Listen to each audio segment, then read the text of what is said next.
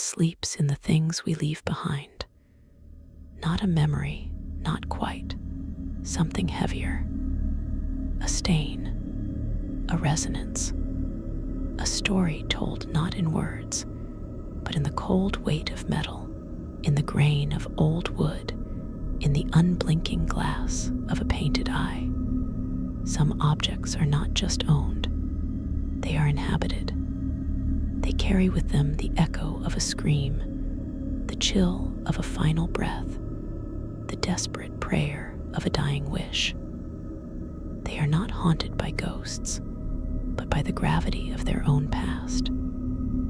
A past so dense with sorrow, with violence, with malevolent intent, that it warps the space around them, bending luck, twisting fates, draining the light from any room they enter. This is not a ghost story.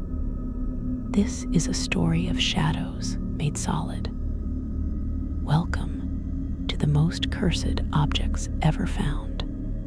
Before we meet them, if you believe that the past can cling to the present in tangible, unsettling ways, then join this quiet gathering. Like this video, subscribe to the channel, but only if you feel the pull of these stories in your bones. And tell me in the comments, have you ever held something that felt wrong? Now settle in. This will be a long, deep, and careful examination. We are not here to scream. We are here to listen to the silence that screams back. Number 1 rests not in a forgotten tomb, but in a simple glass case in Connecticut, USA. This is the Annabelle doll, a seemingly innocent Raggedy Ann with button eyes and red yarn hair. But its story is anything but child's play. It began in the 1970s when a mother purchased it from a hobby store for her daughter Donna, a nursing student. Almost immediately, the doll began to move. It would shift position, cross its legs, and be found in different rooms of the apartment, a curious phenomenon at first. Then the notes began. Small pieces of parchment paper that did not exist in the home would appear with childish scrawls pleading "help us" or simply "help." The phenomena escalated into a palpable feeling of being watched, of a malignant presence within the home that seemed centered on the doll. A medium was consulted, who claimed the doll was not haunted by the spirit of a child, but was instead a conduit for an inhuman presence, a formless entity that sought to attach itself to a living soul. After a terrifying and potentially violent episode, the renowned paranormal investigators Ede and Lorraine Warren were called. They declared the doll to be actively demonic, a dangerous object of obsession. They performed a blessing and took possession of it, locking it forever inside a specially crafted glass case, marked with stern warnings not to open it ever. It remains there to this day, a silent, watchful, and deeply cursed object, a stark reminder that some doors, once opened, can never truly be closed. From a sealed modern case, we journey back thousands of years to the dusty plains of ancient Mesopotamia. Number 2 is not one object, but thousands, the Assyrian curse tablets. These are not grand sculptures, but humble slabs of clay etched with precise and terrifying inscriptions. They were buried in the foundations of palaces and cities, under the statues of protective spirits called Shedu, by kings like Esarhaddon. Their purpose was not to haunt a single person, but to protect an empire through sheer terror. The curses inscribed upon them are meticulously brutal, calling upon the gods to unleash every conceivable misfortune upon anyone who would dare damage the king's work. The inscriptions speak of plagues that would swarm over your people, of sowing your fields with salt so nothing would ever grow again, of having your name and lineage erased from the earth like water that has evaporated. It is a curse of mass production, of bureaucratic malevolence made permanent in clay.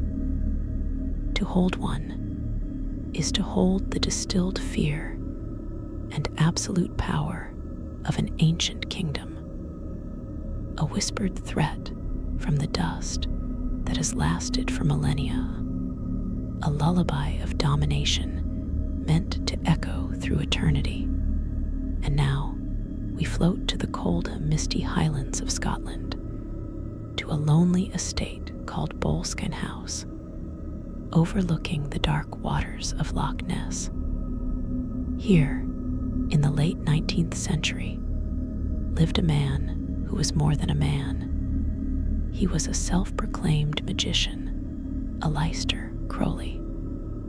And the object at the heart of this story, number 3, is the house itself, but more specifically, the ritual mirror he used within it. Crowley purchased Boleskine to perform an ancient and extraordinarily dangerous Egyptian ritual known as the Abramelin operation, a months-long endeavor to contact one's holy guardian angel, a process which first involves summoning and binding every manner of demonic and elemental spirit to your will. The house became a spiritual pressure cooker. Crowley claimed successes that blurred the lines of reality, but the fallout was catastrophic. The property and every object within it, particularly the central ritual implements like his mirror, became saturated with the chaotic energies of interrupted and botched high magic. Locals reported visions of shadowy figures, of unnatural animals prowling the grounds. A pervasive sense of dread clung to the very stones. Later owners included Led Zeppelin's Jimmy Page. And then, tragically, it became the childhood home of the man who would become infamous as the serial killer, the Yorkshire Ripper. The house was eventually gutted by fire, not once, but twice, as if trying to purge itself. The mirror, if it still exists, is considered one of the most spiritually polluted objects to emerge from the modern occult world, a reflective surface that once sought to peer into the abyss and succeeded. Let the music carry us across the Atlantic again to the warm green hills of Georgia, USA. Here, in the 1990s, a simple antique chair, a handsome ladderback piece, entered a home and brought a waking nightmare with it. This is number 4, the Dybbuk box. It was not sold as a cursed object, but as a simple wine cabinet or box purchased at an estate sale. The owner, a furniture refinisher named Kevin Mannies, almost immediately noticed a pervasive smell of flowers and urine that seemed to emanate from it, a smell that would induce violent headaches and terrifying night terrors in anyone who slept near it. His mother suffered a stroke on the very day he gave it to her. The box was passed from owner to owner, each reporting a cascade of misfortunes, recurring nightmares of a hag-like figure, sudden onset of illness, financial ruin, strings of bad luck, so profound they defied coincidence. The box was investigated, and within it were found strange items: two 1920s pennies, a small statue with an upside-down star, a lock of hair bound with cord, and a small goblet carved with the Hebrew word shalom. The most chilling theory, popularized by its story inspiring the film The Possession, is that it is a dybbuk box, a container not for wine, but for trapping a malicious, restless spirit from Jewish folklore. A dybbuk, a soul that refused to move on. The box was meant to contain it, to keep it from clinging to the living. To open it was to break that seal, to release a whisper that should have stayed silent, a lullaby of binding that became a song of release. From a box meant for containment, we travel to an object meant for worship that became an object of terror. Number 5 is the idol of the Tassidae, though that name is a mask for its true older horror. In the 1970s, the world was captivated by the discovery of a supposedly Stone Age tribe in the Philippines, the Tassidae. They were presented as a peaceful, isolated people. Among their few artifacts was a small, crude stone figure. This idol, however, had a history long before the Tassidae were ever known. Anthropologists and locals whispered that it was a anito, a spirit vessel, from a much darker and more violent tribal group. It was said to have been used in rituals involving blood, and that it carried with it a curse of violence and madness. Those who studied it too closely, or who sought to profit from it, met with bizarre accidents, mental breakdowns, and a creeping sense of paranoid dread. The curse of the idol became intertwined with the controversy of the Tassidae tribe itself, as allegations emerged that the tribe was a hoax, a fabrication. This only deepened the object's mystique, as if the idol itself was a lie given form, a focal point for betrayal and shattered reality. Whether ancient spirit vessel or modern fraud, the idol accumulated a narrative of profound misfortune. A small, cold stone that seemed to poison every story it touched. Our journey grows slower now as we descend into the deep quiet of a museum vault in England. Here, resting on velvet, is number 6, the unlucky mummy. It is not actually a mummy at all, but a beautifully painted wooden mummy board or inner coffin lid meant to cover the face of a priestess of Amen-Ra from Thebes. It entered the British Museum in 1889, and almost immediately, the whispers began. Photographers who captured its image met with sudden death or ruin. Those who handled it reported feelings of intense nausea and misfortune. The most famous story, perhaps amplified by time, involves the sinking of the RMS Titanic. A journalist of the era claimed a passenger was transporting a cursed Egyptian artifact on that fateful voyage, and this unlucky mummy was blamed. The museum has always strenuously denied the artifact ever left its possession, but the legend persists, a classic Victorian-era curse tale. The beautiful, serene face of the priestess, with its solemn painted eyes, has become a symbol for the perceived arrogance of disturbing ancient rest, a warning that some slumbers, especially those guarded by gods, are not meant to be broken. Its curse is one of reputation, a story so powerful it has taken on a life of its own, wrapping the artifact in a perpetual shroud of dread. And now, we find ourselves in the curated silence of the Warrens' Occult Museum, once more drawn to a specific corner. Number 7 is the object known as the Devil's Rocking Chair. It is a rustic, handmade wooden rocking chair that once belonged to a man in Pennsylvania, a man who was a known murderer. The story goes that he would sit in this very chair on his porch and rock for hours as he plotted his crimes. After his capture and execution, the chair remained, and new owners found it impossible to keep. It would rock on its own with no draft, no touch. A pervasive feeling of despair and violent thought would fill any room it occupied.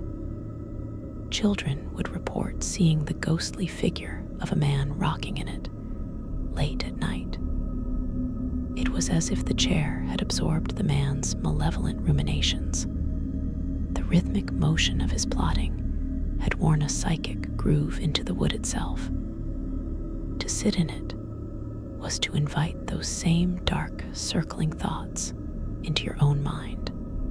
It is a curse of pure psychology made physical, an object that remembers the evil it witnessed and repeats it in a slow, endless, lonely rock, from a chair that moves to a painting that watches.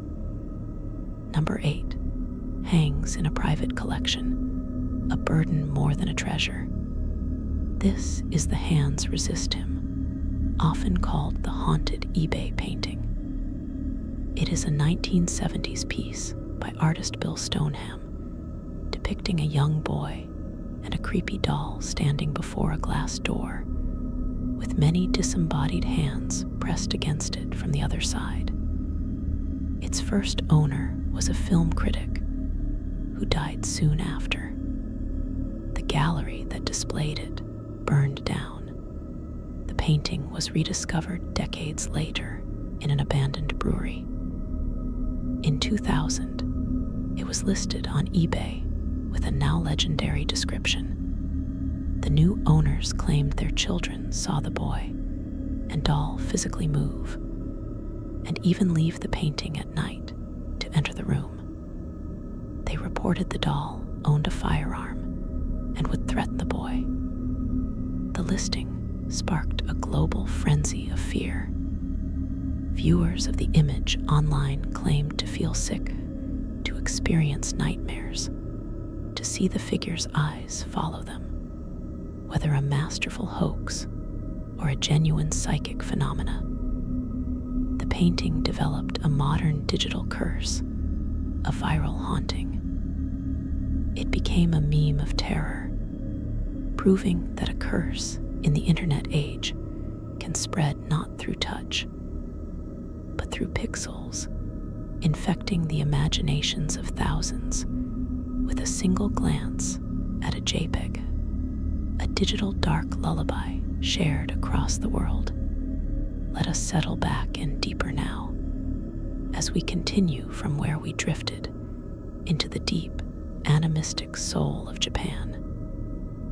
For number 9 is not merely an object, but an entire philosophy given fearful form, a belief that the boundary between the living and the inanimate is far thinner, more porous, than we in the modern world dare to believe.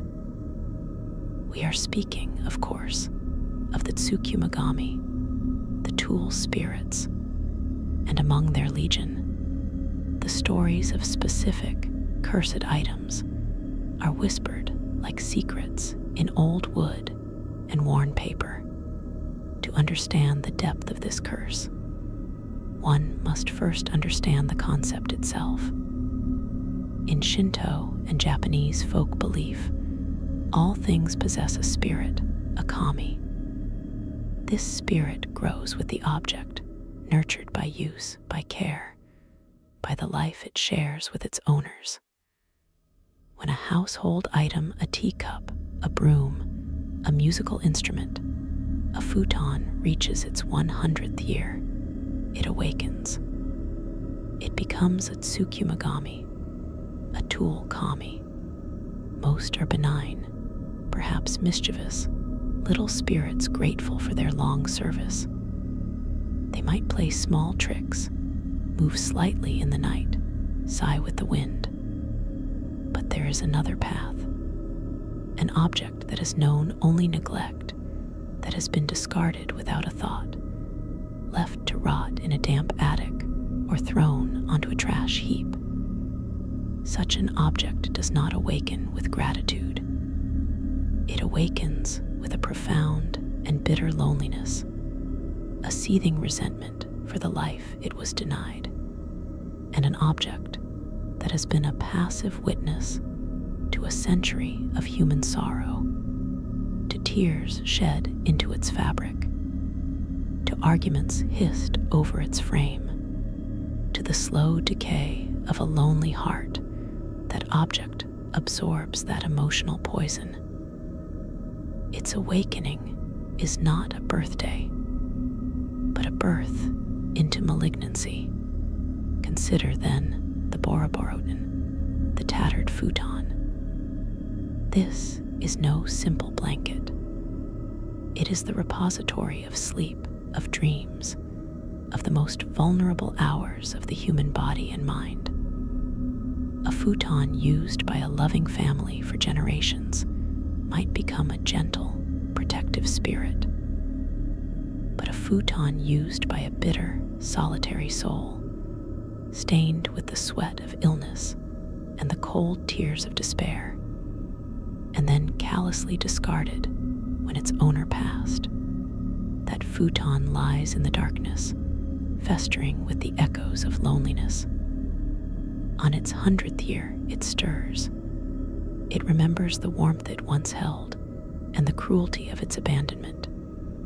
And so, in the deepest watches of the night, in a house that is not its own, it will rise. It will fold itself, not with hands, but with will, and it will seek out the sleeping.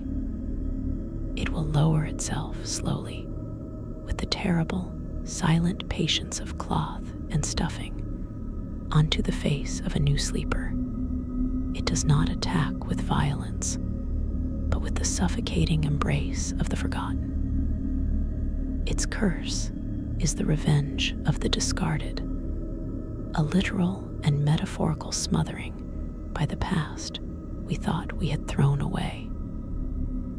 To encounter one is to be confronted by the physical manifestation of neglect, a thing that loved you in its own way and that you betrayed. Then there is the kodo no tsukumogami. The kodo is a beautiful stringed instrument, its music delicate and complex, like water flowing over stones. A kodo played for decades by a master forms a profound bond with its player. It learns the music. It holds the vibrations of their soul. But if that master dies, a tragic, sudden death, or worse, takes their own life in a moment of ultimate anguish, the music ends in a scream of twisted strings. The kodo is packed away, silent, its final memory one of shattering dissonance. On its 100th year, it awakens, not to make music, but to replay its trauma. In a silent house, its strings will begin to pluck themselves. Not a song, but the same jarring, broken chord that echoed its master's death. The music is a lure, beautiful and sad at first, drawing the curious. But to listen too long is to be drawn into the instrument's grief, to feel the despair of that final moment seeping into your own mind. Its curse is one of beautiful, inescapable sadness, an echo of a tragedy it was forced to witness. a lullaby that does not soothe, but drowns the listener in another, forgotten sorrow. These stories of the vengeful futon and the grieving kodo speak to a universe that is alive, watching, and remembering. The curse of the Tsukimogami is not about evil, but about consequence. It is the universe's gentle, then terrifying, reminder that we are in relationship with everything around us. We pour our energy into the objects we use, and if that energy is poison, if our final act is one of disrespect, the object may one day return to us, not as a tool, but as a judge. It is a slow, patient curse, a century in the making, a dark lullaby sung by the things we used and loved and forgot. And from this world of animated, emotional objects, we make our journey to a place where the curse is not of spirit, but of stark human reality. Number 10 brings us to a quiet, respectable street in Fall River, Massachusetts, in the stifling heat of August 1892. The object is not mystical. It is brutally simple. A hatchet head, rusted, heavy, sitting now behind glass in a museum that was once a home. This is the alleged murder weapon from the Borden Axe murders. Its curse is of an entirely different nature. It does not whisper or move on its own. It does not induce nightmares of spectral figures. Its weight is the weight of history, of a scream frozen in time. The violence it may have inflicted, the horrific, intimate chaos of the murders of Abby and Andrew Borden in their own home, is not a legend. It is a blood-soaked fact. This object, if it is the one, was held in a human hand, swung with human fury, and then cleaned, hidden, perhaps left to sit quietly in a basement. Its dark work done. The curse of the Borden hatchet is the curse of unresolved truth. The trial of Lizzie Borden ended in acquittal, but the court of public opinion never set her free. Lizzie Borden took an axe, the rhyme begins, cementing the story in infamy. The hatchet, therefore, is the central artifact in an unsolved mystery.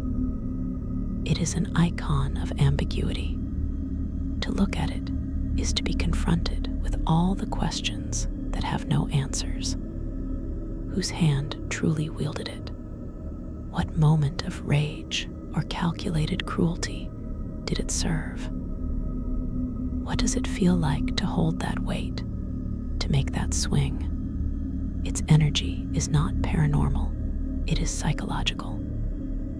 It represents the human capacity for violence lurking beneath the surface of normalcy, the respectable Victorian home, the proper family, all shattered in a few minutes of brutal action.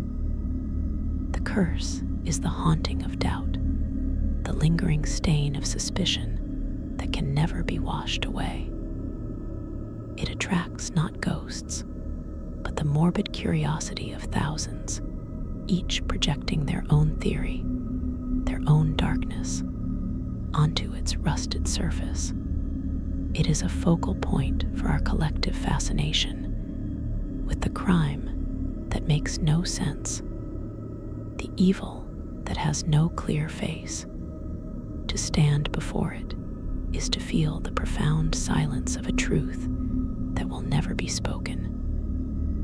It is the ultimate dark lullaby, a song without melody, composed only of the echo of a falling axe, the silence after the scream, and the endless, whispering rustle of unanswered questions, swirling around a simple piece of sharpened steel, forever waiting in the quiet of a museum that can never forget.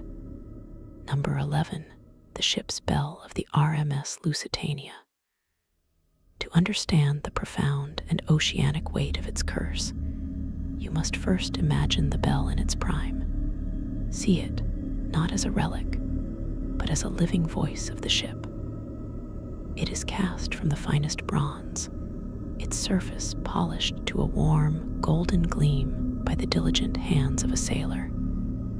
It hangs in its belfry, a sentinel above the teeming decks. Its sound is not a mere noise. It is the metallic heartbeat of the liner, a floating city. It marks the passage of the day in 2-hour increments, the dog watches, the middle watch, the morning watch. Its clear, resonant tone cuts through the roar of the wind and the churn of the propellers, a note of human order imposed upon the timeless chaos of the Atlantic Ocean. It calls the crew to their duties, signals fog, celebrates crossings. It is, in its essence, a sound of civilization, of progress, of mankind's confident mastery over the elements. Now hold that sound in your mind and let the calendar pages turn to a single, sun-drenched afternoon. May 7th, 1915. The sea is calm, the sky clear. Off the coast of Ireland, the Lusitania, a symbol of opulence and speed, sails proudly. Then, a single torpedo, a sleek, mechanical fish of death, finds its mark. The explosion is not just physical, it is a metaphysical rupture. In that instant, the universe of the ship is shattered, and the bell would have sounded, not with measured rhythm, but with the violent, shuddering convulsion of the ship's death throes. Its clear tone is replaced by a frantic, clanging cacophony, a sound of sheer, unadulterated panic. It becomes the soundtrack to the unraveling of 1,198 worlds. It rings over the screams, over the terrible groan of steel parting, over the hiss of inrushing water. It is the last consistent sound many would hear as the ship listed, as lifeboats were swept away, as the cold green water rose with horrifying speed. The curse of this bell, recovered later from the wreck, is not one of a haunting ghost. It is something more diffuse, more terrible. It is an object that has been saturated with the precise moment of catastrophic collective trauma. It is a psychic capacitor, charged to its absolute limit with the energy of sudden mass death. To be in its presence is not to see apparitions, but to feel a drowning sensation. Curators and sensitive individuals who have been near it speak of an oppressive, suffocating dread that seems to press from all sides, a weight in the lungs. It can induce a sense of vertigo, of the floor tilting. The air around it feels thick, cold, and damp, smelling faintly of salt and oil, and something else, something like old fear. Its curse is the permanent echo of the final 2 minutes of a golden age. It does not tell a story. It is the experience of the disaster, condensed into a single, silent circle of bronze. It is a lullaby of the deep, a song of sinking, of light fatting above, of a cold so complete it becomes the only truth. It sings of the arrogance of the unsinkable and the humility of the grave that waits beneath even the calmest sea. Number 12. The Sicilian funeral wreath of woven human hair. We must leave the vast, salty dread of the ocean and travel to a dry, sun-bleached hillside in Sicily, where grief is not an event, but a culture, an art form practiced in the shadows of crumbling stone chapels. In the 19th century, the cult of memory was a tangible thing. Mourning jewelry and mementos made from the hair of the deceased were not macabre, but intimate, the ultimate keepsake, a part of the beloved's very body transformed into a wearable memory. But this particular wreath, its origins smudged by time and fearful whispers, represents a perversion of that sacred intimacy. Imagine the hands that made it, not the gentle, loving hands of a bereaved daughter or wife, but the practiced, trembling hands of a man who lived among the dead. A village mortician, or perhaps a sexton, a man whose world was the cold, still air of the charnel house and the quiet weeping of the newly bereaved. He was a collector of final moments, and he developed a fixation not on one soul, but on a type of tragedy. The young woman cut down in her prime, the maiden who died of a fever, her hair still thick and lustrous, the bride to be lost in a tragic accident, her bridal veil never worn, the victim of a crime of passion, her story ended in violence. This man, in his lonely, shadowed workshop, began to collect. A lock given as a token for the coffin's pillow, a strand caught on a thorn as a body was recovered, perhaps even a clandestine, terrible clipping in the deep of night. He wove them together, strand by strand, the fair and the dark, the coarse and the fine. He braided their tragedies into a perfect, unending circle, a crown of lost potential, a funeral wreath for youth itself. The curse here is one of compounded, focused sorrow. This object is not haunted by a single ghost, but by a chorus of them. It is a nexus of unfinished lives, of stories that ended on a gasp, not a sigh.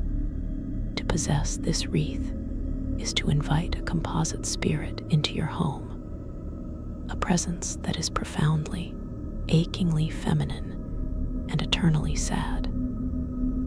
It brings with it the scent of funeral lilies that have begun to rot, of dry earth from a fresh-turned grave.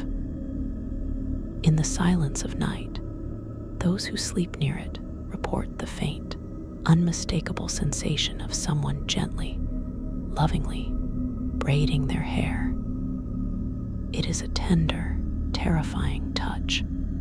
Dreams are filled with the echoes of feminine weeping, with visions of weddings that become funerals, of dances that end in falls. Its curse is the eternal melancholy of what might have been. It does not seek to harm, but to share its burden of grief, to make you understand the depth of the loss it represents.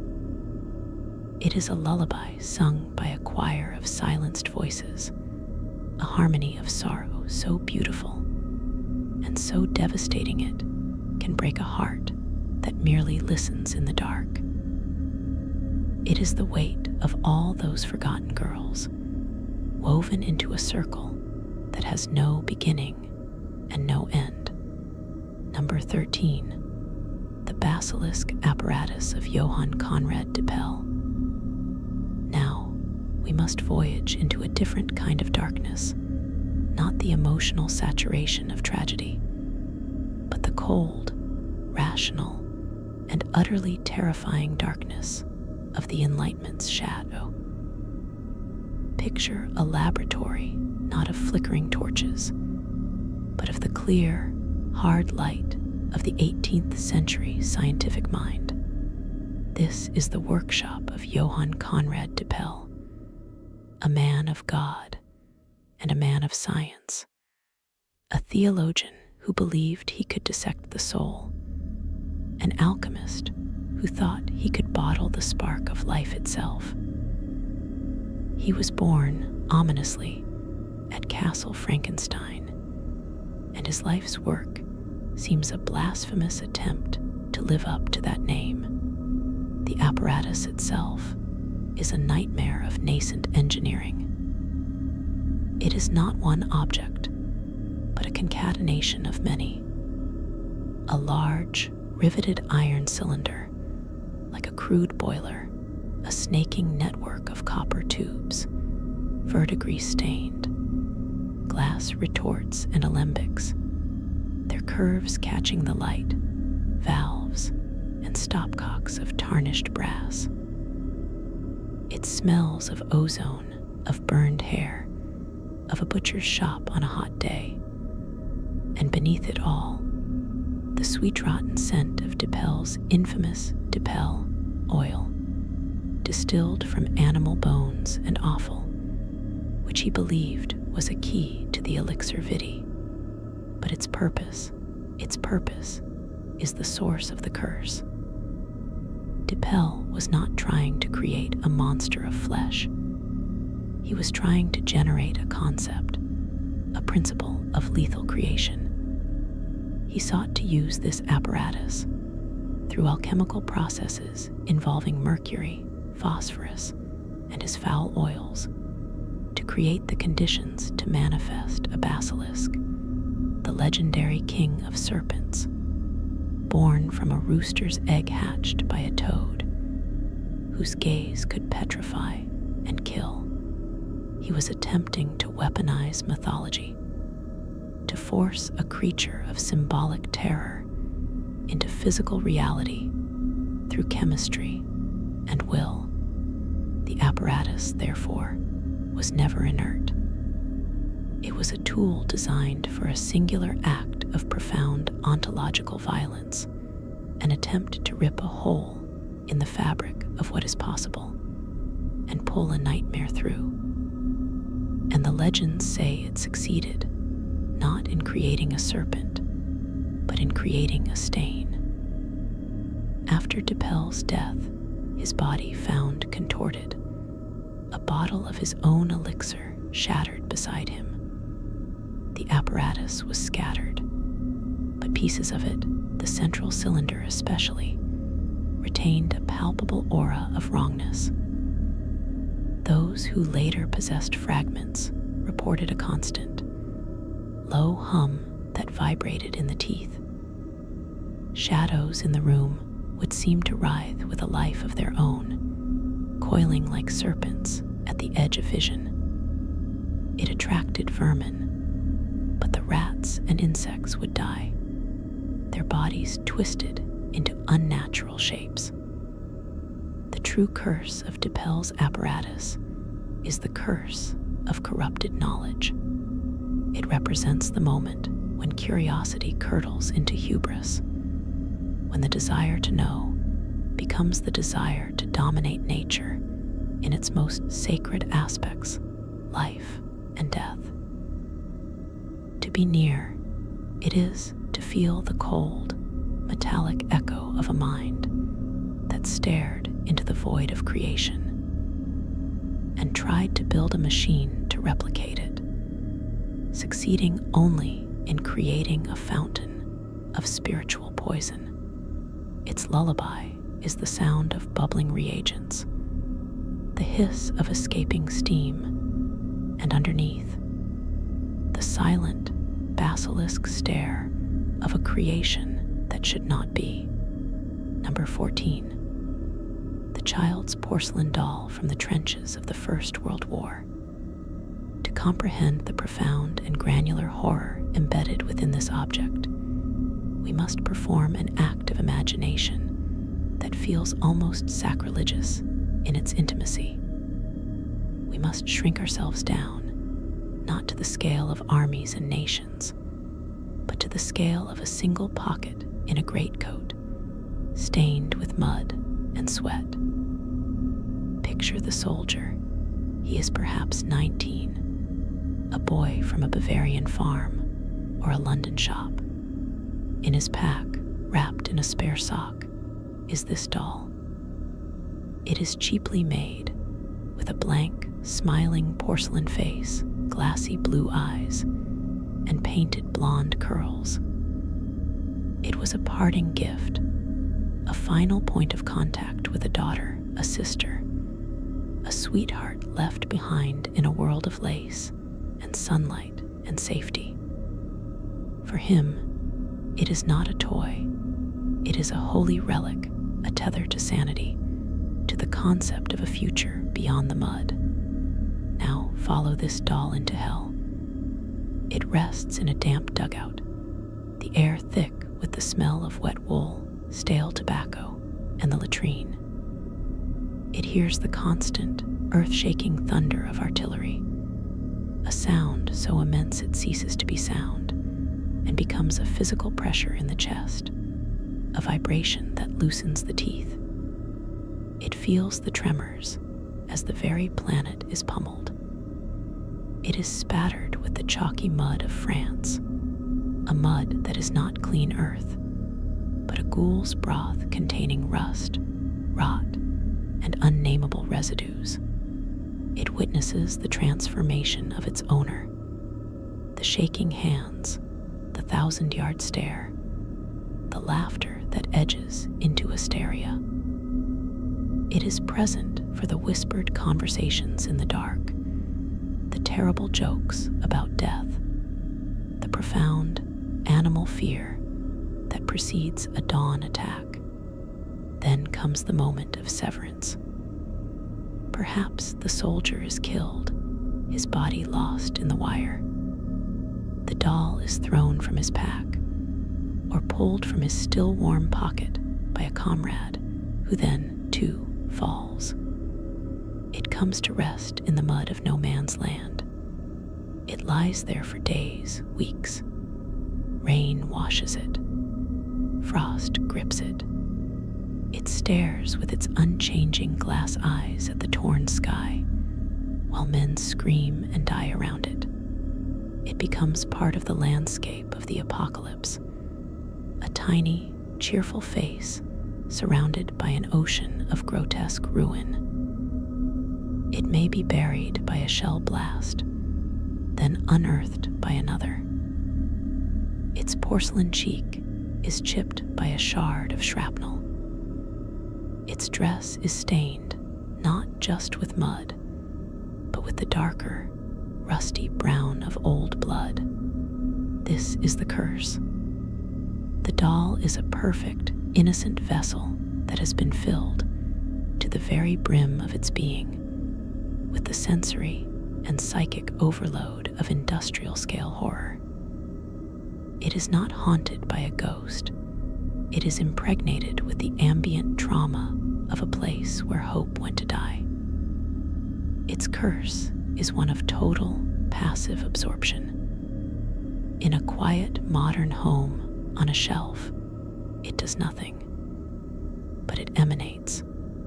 It broadcasts a frequency of pure, distilled despair on a wavelength only the subconscious can fully receive. Owners report inexplicable phenomena centered not on apparitions, but on sensory memory. They wake from sleep with the taste of copper and cordite on their tongue. They experience sudden, overwhelming waves of claustrophobic dread in open, safe spaces.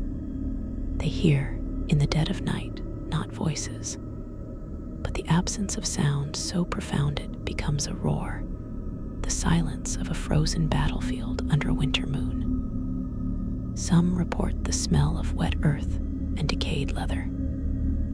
Its presence can induce a deep, anachronistic melancholy, a grief for a lost world and lost men they never knew. It is a lullaby of shell shock, a hum of latent terror trapped in porcelain, a tiny, silent monument to the millions of individual sorrows that comprised the Great War. It sings of a love that was not enough to ward off the falling shells, of innocence literally buried in the mud. Number 15, The Cursed Camera of James Dean. To feel the peculiar and insidious nature of this object's curse, we must first understand the mythology of James Dean himself. He was not merely an actor, he was, and remains, the patron saint of beautiful, reckless velocity. He was the embodiment of live fast, die young, and leave a good-looking corpse. His death in his silver Porsche 550 Spider, Little Bastard, on a California highway in 1955, was not a tragedy in the classical sense. It was the logical, almost aesthetic culmination of his persona. It was the perfect, violent full stop to a sentence written in speed and cool detachment. The curse of the camera is a metaphysical echo of that perfect, fatal climax. The camera itself is a tool of frozen time. Its purpose is to capture a fraction of a second, to preserve a moment, to cheat death by creating a permanent record of what is already fading. James Dean's camera, a personal object he used casually, was a witness to the final, fever-bright days of his life. It saw the set of Giant, it saw his friends, it saw his restless energy. On a metaphysical level, it may have absorbed the accelerating rhythm of his destiny. When he died, the camera did not. It survived the wreck, or was separated from him before it. It became an artifact charged with the potent, unresolved energy of a myth cut short. The curse manifests not as a haunting, but as a pattern, a gravitational pull toward a specific type of fate. The object seems to attract, or to amplify, the very essence of Dean's demise. High speed, metal twisting, sudden violence. The stories are a litany of eerie repetition. A new owner, a photographer fascinated by Dean's legend, takes the camera on a road trip. His car, in perfect condition, suffers a catastrophic tire blowout on a deserted stretch of highway, rolling multiple times. He survives, but the camera is found unscathed in the crushed wreckage. Another owner, a memorabilia collector, is involved in a near-miss motorcycle accident that leaves him with a permanent, Dean-like limp. In another account, a van transporting the camera to an exhibition veers off a mountain road, tumbling down an embankment. The driver is severely injured. The camera case is found lodged in a tree, perfectly intact. The curse is one of sympathetic resonance. The camera vibrates with the frequency of a specific catastrophe. To own it, to be near it, is to subtly tune your own life to that same dangerous frequency. It creates a subconscious attraction to risk, a glamorization of speed, a feeling of invincibility that is, in fact, a prelude to a fall. It whispers the siren song of the rebel without a cause, promising eternal cool, but delivering only the cold, sudden stop of twisted metal. Its lullaby is the hypnotic, rising whine of a high-performance engine pushed to its red line. A sound that is both thrilling and fatal. A melody that promises freedom, but ends, always, in a deafening, final silence. Number 16. The Pendant of the Pearl Poet. We must now travel from the modern mechanical curse of velocity to an older, more literary, and more insidious form of enchantment. This pendant, a heavy disc of tarnished silver, is a thing of text and texture, of words worn smooth not by air, but by contemplation. It was allegedly unearthed near a ruined chantry in England's West Midlands, a landscape of damp green hills and whispering forests, the very landscape that haunts the pages of the anonymously penned 14th century masterpiece, Sir Gawain and the Green Knight. This poem is no simple romance. It is a chilling, psychologically dense narrative of a moral test wrapped in a supernatural game. A monstrous, green-skinned knight issues a challenge. Strike me with this axe, and receive a return blow in a year and a day. Sir Gawain accepts, beheads the knight, and is horrified when the knight picks up his own head and reminds him of the bargain. The subsequent story is one of Gawain's journey towards the inevitable, his stay at a castle where he is tempted, his failure of perfect honesty, and his final, trembling meeting at the Green Chapel, where the knight's axe finally descends, only to nick his neck, a punishment for his small failing. It is a poem about the fear of death, the burden of chivalric codes, and the unsettling, smiling nature of fate itself.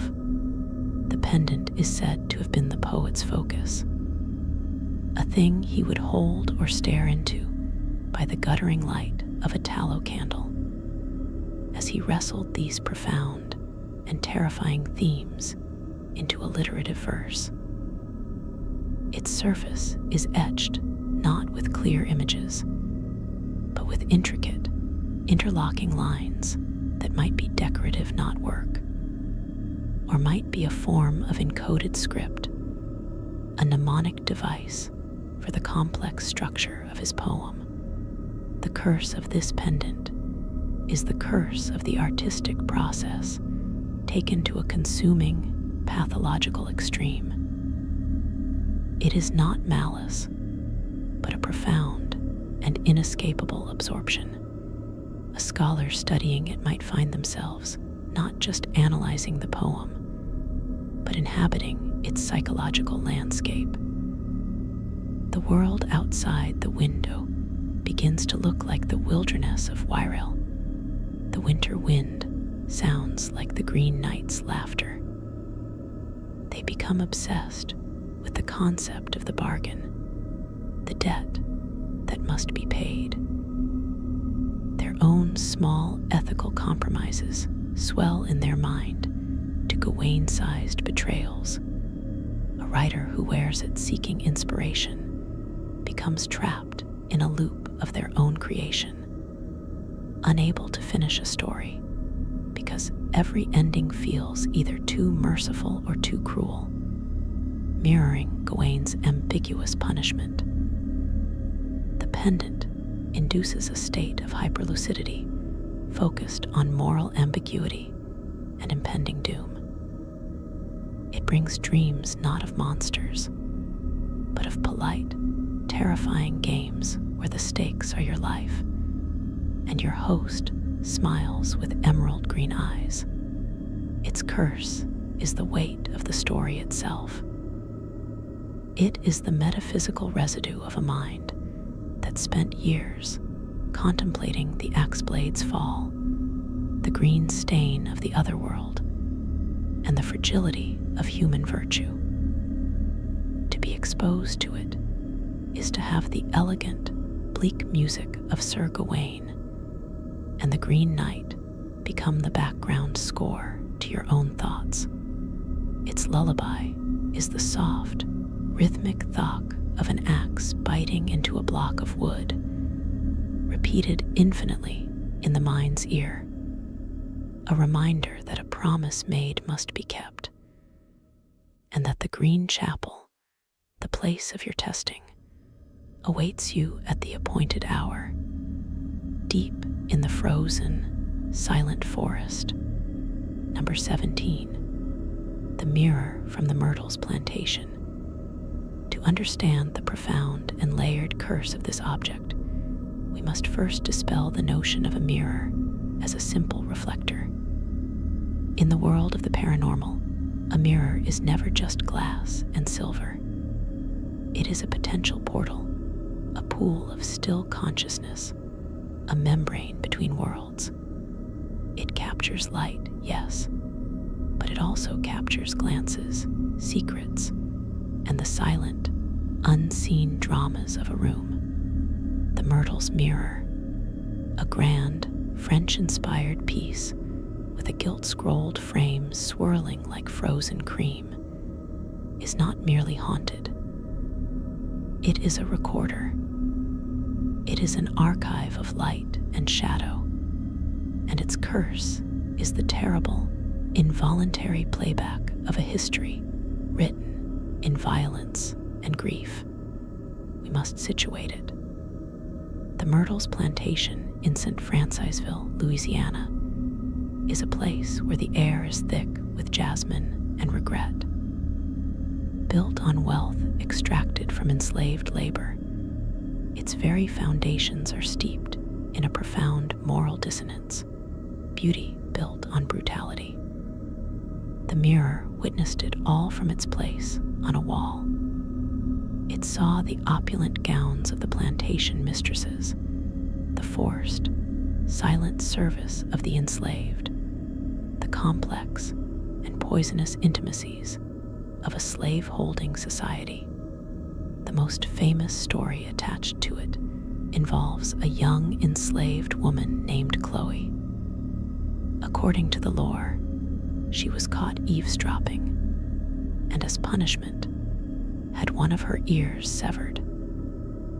In revenge, she baked a cake poisoned with oleander for the family, killing 2 of the children. She was then hanged by her fellow enslaved people, it is said, for bringing more trouble upon them. Whether the literal truth of this tale holds up is almost irrelevant. The story itself is a powerful psychic artifact, a crystallization of the rage, despair, and horrific violence simmering beneath the plantation's gracious surface. And this energy, the energy of that specific betrayal, that awful revenge, and those innocent deaths, is believed to have bled into the very fabric of the house, with the mirror as its focal point. The curse of the Myrtle's Mirror is multifaceted. First, it is said to hold the images of the dead. Visitors and photographs have captured faint shapes within the glass, the outline of a woman in period dress, the small, pale smudges of children's faces, a dark, indistinct figure that might be Chloe. These are not seen in the room, but in the mirror, as if they exist in a parallel space just behind the silvering. But the more insidious curse is for the living who contemplate their own reflection within it. This mirror does not show you as you are. It shows you as you will be, or as you might have been, within the context of its own tragic narrative. Gaze into it for too long, and your own reflection may begin to subtly age, the lines deepening, the eyes hollowing, a memento mori of chilling immediacy. Or, shadowy figures may appear in the reflection, standing behind you in the glass, though the room at your back is empty. These are not your ghosts. They are the mirror's permanent residents, asserting their presence, reminding you that you are a visitor in their story. Some report seeing their own face superimposed with expressions of terror, or sorrow they do not feel, as if the mirror is showing the face they would have worn during the plantation's darkest hours. Its curse is the curse of complicit witness. It forces the viewer to see themselves not as an individual, but as a player on a stage drenched in historical bloodshed. It reflects back not just your face, but the weight of the history you are standing in. It is a lullaby of silenced voices and stolen lives, sung in the silent language of distorted reflection. To look into it is to risk seeing the ghost in yourself, the capacity for cruelty or victimhood that lies within all human souls, made manifest by the haunted silver of a Louisiana night. Number 18, the Kirkines Radio. Our journey now takes us to the very top of the world, to the stark, unforgiving landscape of northern Norway, where the sun abandons the sky for months, and the cold is a physical presence.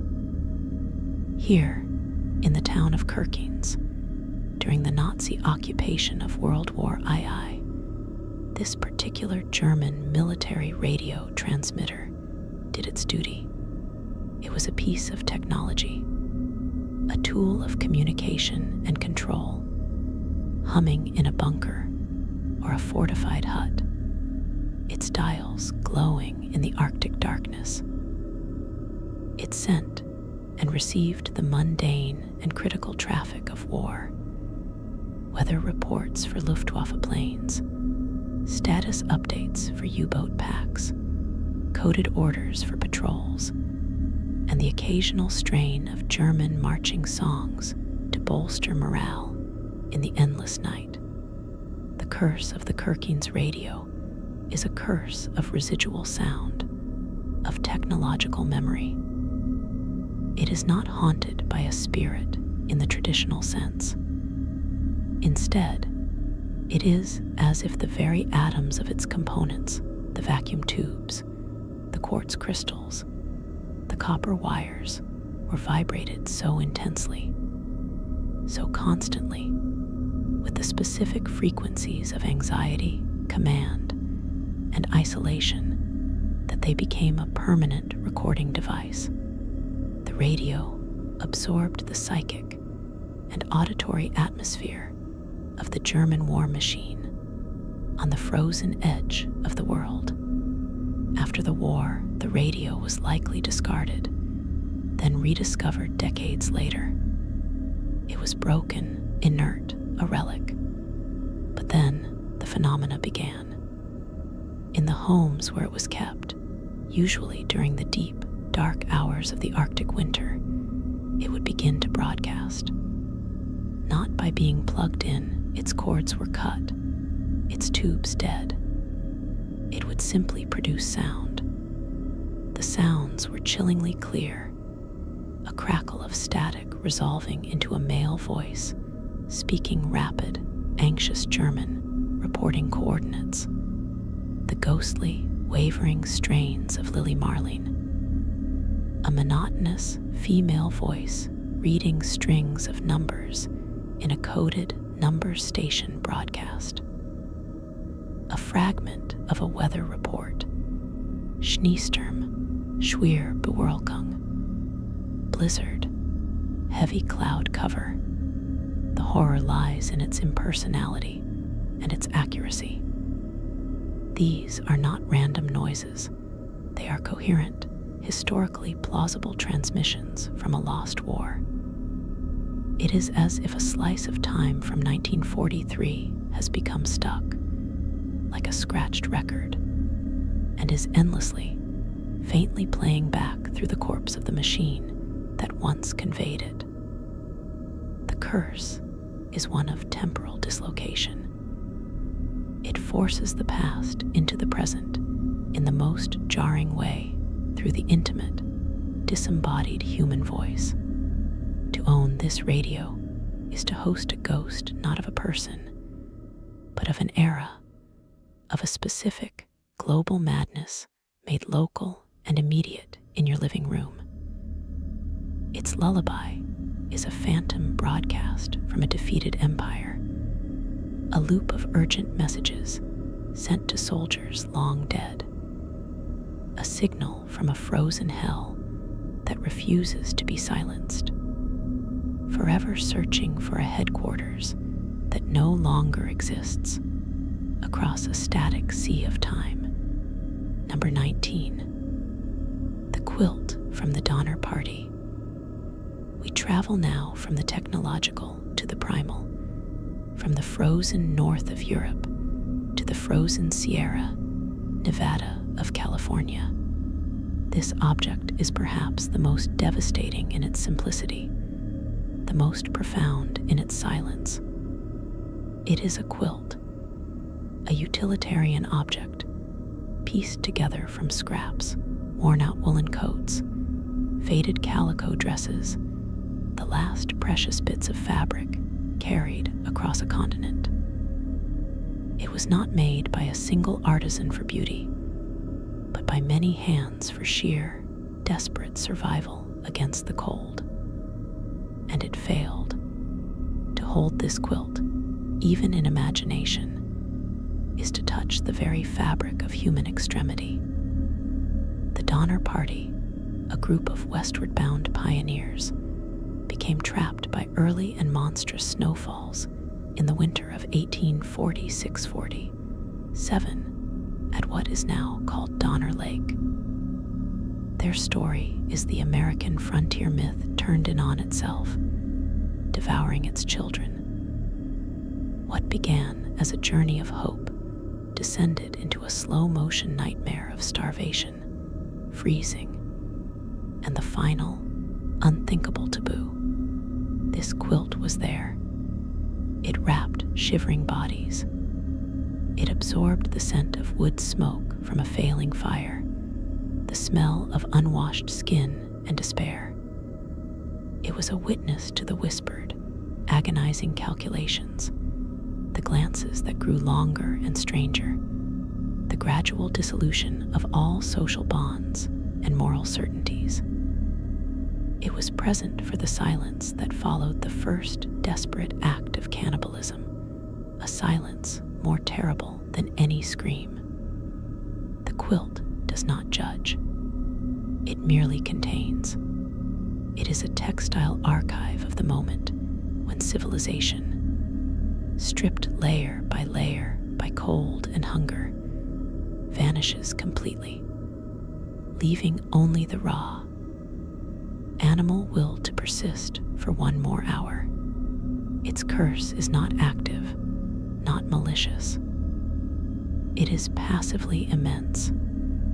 It is the curse of absolute witness. To be in its presence is to feel a cold that has nothing to do with temperature, a cold that comes from the inside, a core-deep chill of existential dread. It can induce vivid, sensory nightmares not of monsters, but of mundane horror, the taste of boiled leather, the aching void of true hunger, the sound of wind screaming across a limitless white plain, and the profound, isolating silence of a snow-covered forest where every living thing has died or fled. It brings a crushing sense of hopelessness, a feeling that no matter what you do, the winter will always win, and the only resources left are the ones you brought with you, no matter how terrible their use. The quilt's lullaby is the sound of the wind, yes, but more than that, it is the sound of a conscience being slowly, patiently extinguished by the cold. It is the quiet thread of a moral universe unraveling, stitch by stitch. It does not sing you to sleep, it reminds you, in the deepest possible way, of the fragile, paper-thin barrier between your warm bed and the abyss, between the community and the savage, between the person you are and the thing you might become to see the dawn. It is a blanket that offers no comfort, only the heavy, smothering weight of history's most desperate hour. Number 20. The coffin of Edward Teach, known to history and nightmare as Blackbeard. This is not a simple box of wood, but a void, a negative space in the history of the Atlantic, a repository for a specific and potent kind of chaotic energy. We must first conjure the man, not the legend, though the two are inextricably fused. Edward Teach was not merely a pirate.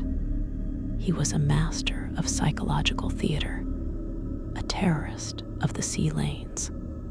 He wove slow-burning fuses into his enormous beard, wreathing his face in sulphurous smoke, a devil emerging from the clouds of his own making. His flag bore not just the skeleton, but the skeleton toasting the devil while spearing a bleeding heart. He cultivated an aura of invincibility, of being not just a man, but a force of nature, a hurricane given human form, and a cutlass. His coffin, therefore, was never intended for a peaceful rest. According to the sparse and terrified accounts, it was a custom piece, rumored to be lined not with silk, but with captured Spanish damask, and perhaps inlaid with trophies from his prizes. A piece of 8 set into the lid, a sliver of ivory from a scrimshaw. But its true curse began not with its construction, but with its use. Blackbeard was killed in a ferocious, close-quarters battle at Ocracoke Inlet in 1718. His body, according to lore, was decapitated. His head hung from the bowsprit of the victorious Lieutenant Maynard's ship as a trophy. His headless corpse was thrown into the water. But the coffin, the empty coffin, remained. Here lies the genesis of the curse.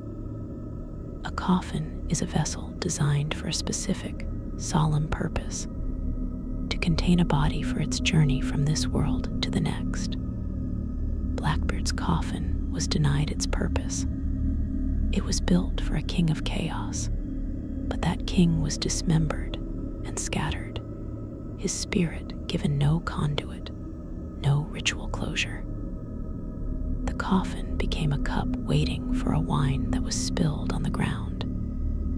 It became a focus for all the unspent violence, the theatrical fury, the sheer will of the man. It is an object of profound spiritual frustration. The legends say the empty coffin was buried, or perhaps hidden, in the Carolina marshes. And where it lies, the natural order rebels. The sea nearby grows unnaturally calm, then violent without warning, as if the ghost of Teach is still practicing his tempests. Fishermen report seeing a phantom ship with smoking rigging on the horizon, only for it to vanish. More tangibly, those who have claimed to possess pieces of the coffin, a splinter of its wood, a fragment of its lining, meet with a specific pattern of misfortune, centered on betrayal and sudden, shocking violence. Fortunes are lost not through slow decay, but through one catastrophic business betrayal. Relationships end not with a whimper, but with discoveries of profound deceit. It invites chaos into the most orderly of lives, replicating the pirate's own destabilizing essence. Its curse is the echo of a will too strong to be dissolved by mere death, trapped in the object meant to guide it onward, now turning it back upon the world in fits of random, theatrical misfortune. Its lullaby is the sound of slow water on marsh grass, and beneath it, the faint, jolly laughter of a man who made the world his enemy and whose empty bed still churns with the desire for the fight. Number 21. The wax cylinder recordings of the voices of the asylum. This curse is one of the most modern and yet most intimate we have encountered, born at the dawn of recorded sound. In the late 19th and early 20th centuries, asylums were not just hospitals, but repositories for society's fractured minds. Doctors, in a mixture of nascent science and grotesque curiosity, began using the new technology of the phonograph to capture the voices of their patients. They recorded monologues, songs, screams, pleas, and the rambling confessions of souls adrift in their own private hells. These brown wax cylinders are the cursed objects. Each one is a fossilized moment of pure, unmediated human psychic pain. The process of recording itself was an alchemy of torment. A frightened, confused, or psychotic individual forced to speak into the cold brass horn of a machine. Their most inner turmoil made external permanent and turned into a scientific curiosity. The voice was literally carved by a vibrating needle into the soft wax, a physical engraving of madness. Curse of these cylinders is not one of ghostly infestation, but of resonant empathy. To play one back on a period-correct phonograph is not to hear a historical document. It is to open a direct, acoustic conduit to a moment of supreme psychological anguish from a century ago. The sound is ghostly enough, thin, scratchy, wavering, but the content transcends the medium. The despair in the voice, the confusion, the shattered syntax, the sudden bursts of song or weeping do not feel archival. They feel immediate. Listeners report being physically overcome by the emotions encoded in the grooves. A suffocating depression, a spiraling panic, a disorienting detachment from reality that lingers long after the cylinder stops spinning. Some hear, in the silences between words, not blank space, but the oppressive, echoing silence of the asylum ward itself. These objects are prisons for screams. They are tiny, cylindrical tombs for personalities that were already buried alive by their own minds, and a society that did not understand them. Their curse is the violation of their creation, compounded by the haunting of their playback. They force the listener to become a reluctant witness to a private agony that was never meant to be preserved, making one complicit in the original act of clinical voyeurism. Their lullaby is the sound of the needle in the groove, a relentless, circular journey that traces, over and over, the exact neural pathway of a forgotten person's breakdown. A melody of fractured thought that can, if listened to too closely, begin to crack the sanity of the listener in sympathetic vibration. Number 22. The Mithraic Torctony fragment from Carnuntum. We must now travel far from modern anguish to the cold, star-charted mysteries of the ancient Roman world. This object is a broken piece of stone relief, perhaps the size of a large book. It depicts a section of the central ritual image of the cult of Mithras, the Tauroctony, or bull-slaying scene. Here we might see the god Mithras's draped knee, the sinuous tail of the bull, the paw of the loyal dog leaping to drink the sacred blood, or the twisted form of the scorpion attacking the bull's genitals. This was not decorative art. It was the central icon of a secretive, all-male, soldier-centric mystery religion that rivaled early Christianity. To look upon the complete image was a privilege earned through 7 grades of initiation, each with its own ordeal and revelation. The curse of this fragment is a curse of incomplete knowledge and violated secrecy. The Mithraic cult was profoundly esoteric. Its meanings were layered in astrology. The bull is Taurus, the dog is Canis Minor, the scorpion is Scorpio in cosmology, and in promises of spiritual salvation and fraternal bond. The full Tauroctony was a puzzle, a map to the soul's journey, and its power was unlocked only through guided revelation within the sacred, cave-like Mithrium. This fragment, torn from its context, is a word ripped from a spell. It holds all the potent, focused energy of a profound mystery, but none of the keys to understand or safely channel it. It was never meant to be seen by the uninitiated, let alone owned as a curiosity. Its curse manifests as a deep, intellectual unease that spirals into obsession. Archaeologists or historians who focus on it find themselves plagued by dreams of subterranean chambers, of chanting voices in lost languages, of feeling on the brink of a cosmic understanding that eternally slips away.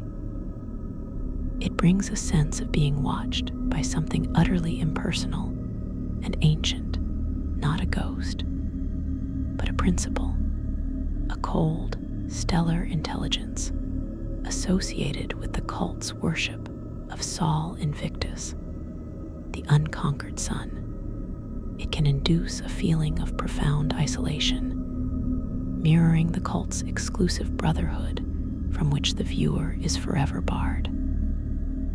The symbols on the stone, meant to guide initiates toward light, instead act as psychic snares for the unprepared, trapping them in a labyrinth of unanswered questions.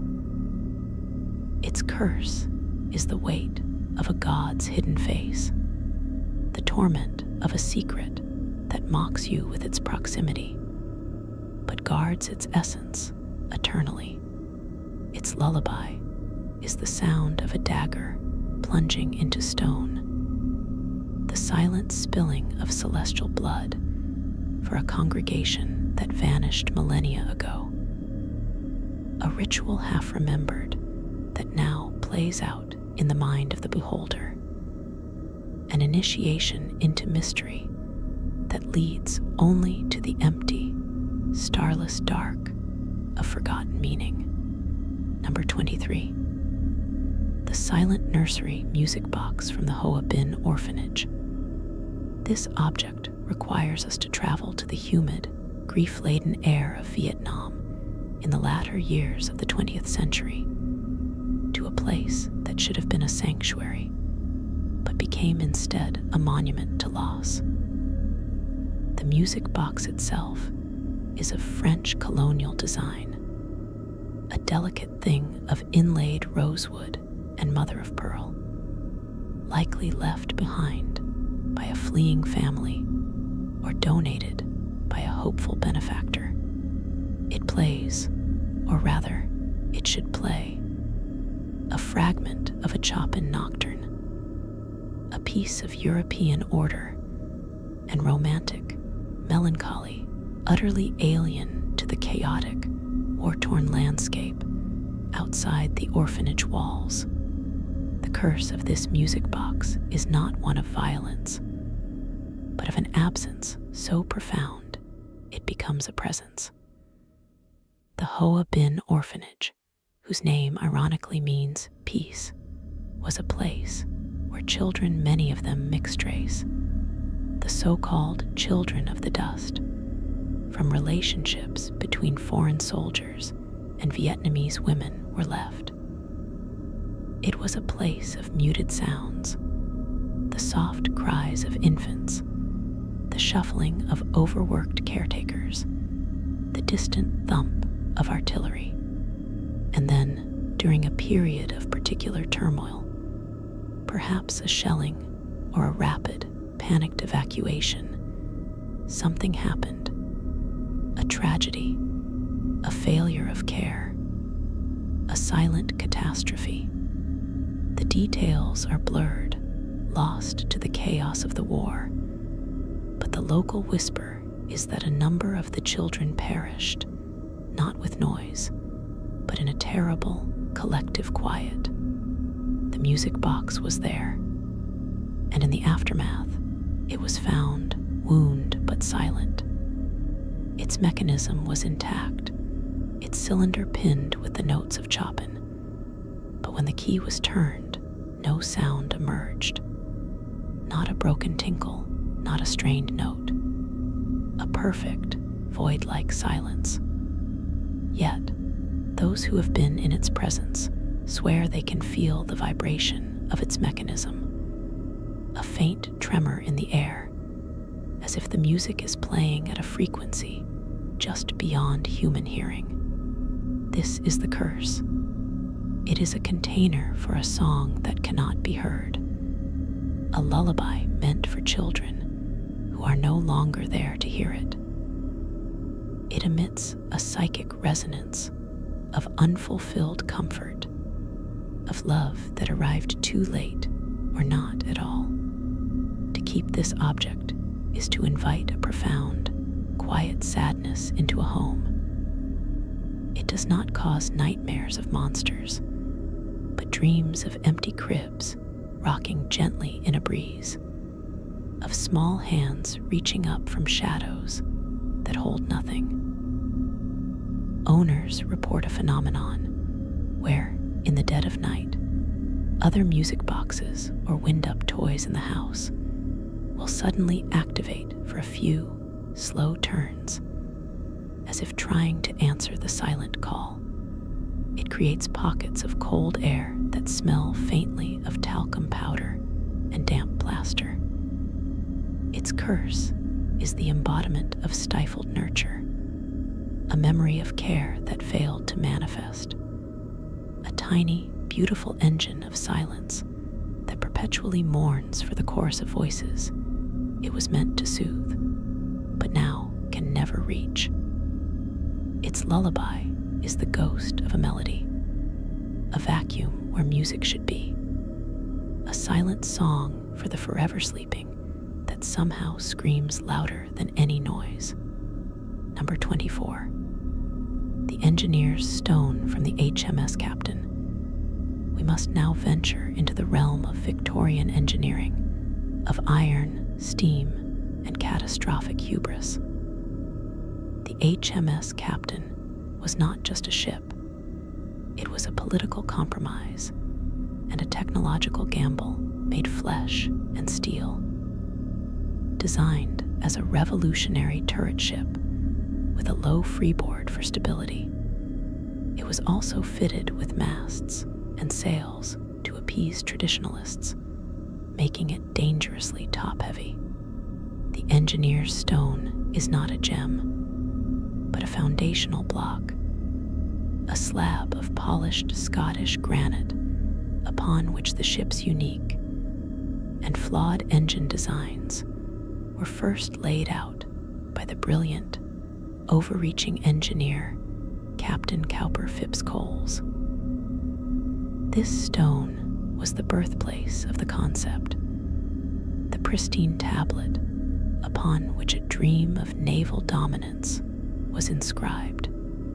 The curse of this stone is a curse of flawed genesis. It absorbed not the tragedy of the ship's sinking in 1870, which claimed nearly 500 lives, including Coles himself. But the precise moment of the original embedded error, every calculation etched in chalk upon its surface, every bold line drawn representing a reduction in weight or an increase in power, contained within it the seed of the future catastrophe. The stone is a vessel for the intellectual arrogance that believed nature's laws could be cleverly circumvented by design.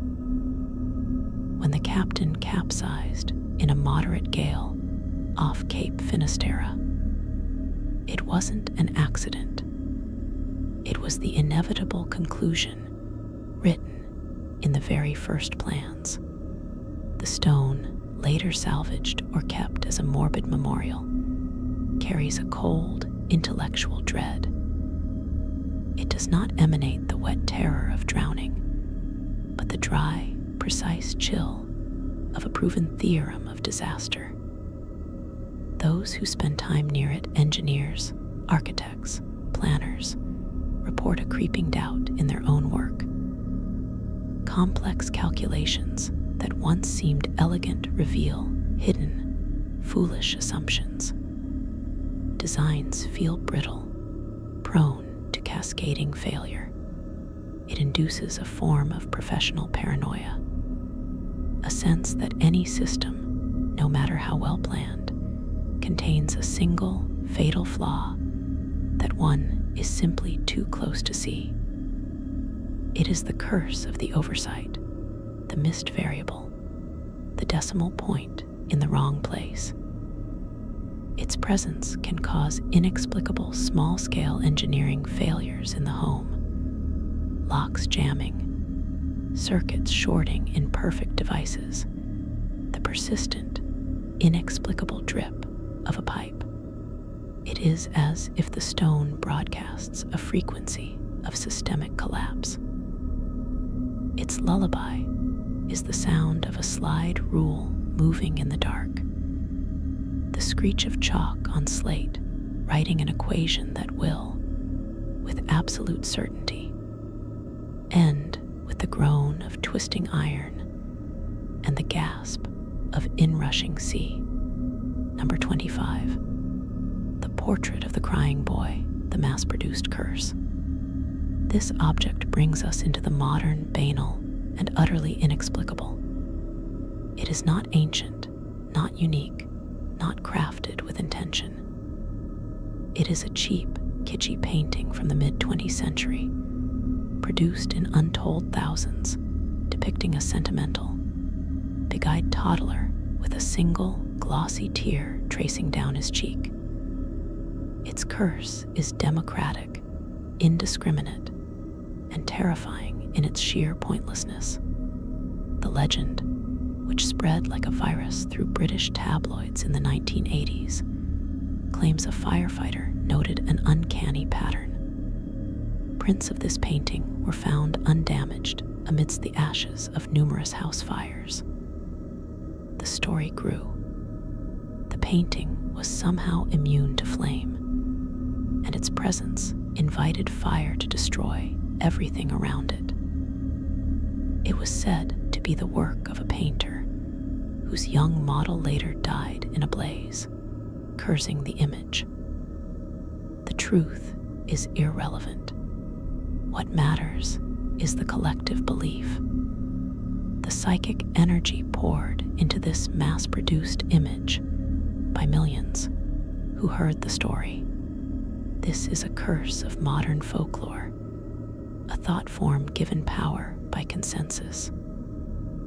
Each individual painting becomes a battery charged with the expectation of disaster. Its power is not in the paint, but in the mind of the beholder. To own one, knowing the legend, is to introduce a constant, low-grade anxiety into the home. Every smell of smoke, every electrical crackle, is filtered through the lens of the curse. The painting's subject, The crying boy ceases to be sentimental and becomes accusatory, his single tear a promise of coming loss. Owners find themselves becoming preemptively detached from their belongings, a subconscious preparation for the fire they have been told is inevitable. The curse is a self-fulfilling prophecy of nervous energy. It can cause the very carelessness it warns against. A distracted owner leaving a stove on, frayed wires going unnoticed due to a heightened, paralyzing state of alertness. Its lullaby is the pop and sigh of a gas pilot light, the buzz of faulty wiring in the walls, the silent, spreading heat of a coil left on a carpet, all ordinary sounds transformed into a symphony of impending doom by the silent, tearful witness hanging on the wall.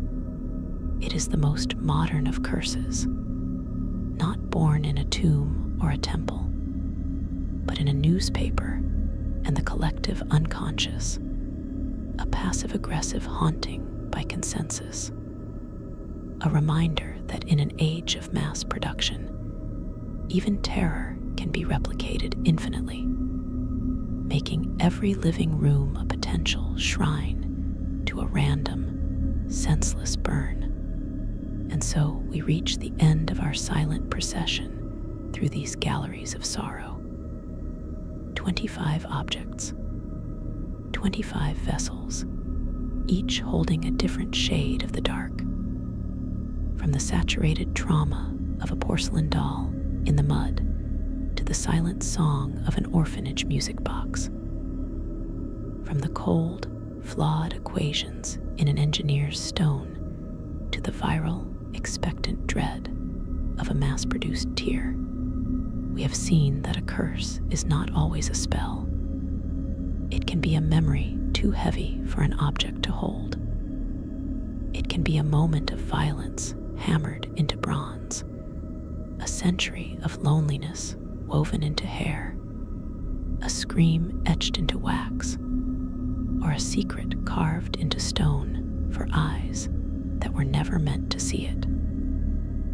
It is history's emotional residue, pooled in the low spots, clinging to the things that witnessed it. These objects are dark lullabies because they do not shout. They hum. They emit a low, persistent frequency of their story of grief, of hubris, of fear, of loss, on a wavelength meant not for the waking ear, but for the mind adrift on the edge of sleep. They are not here to harm you in this safe space.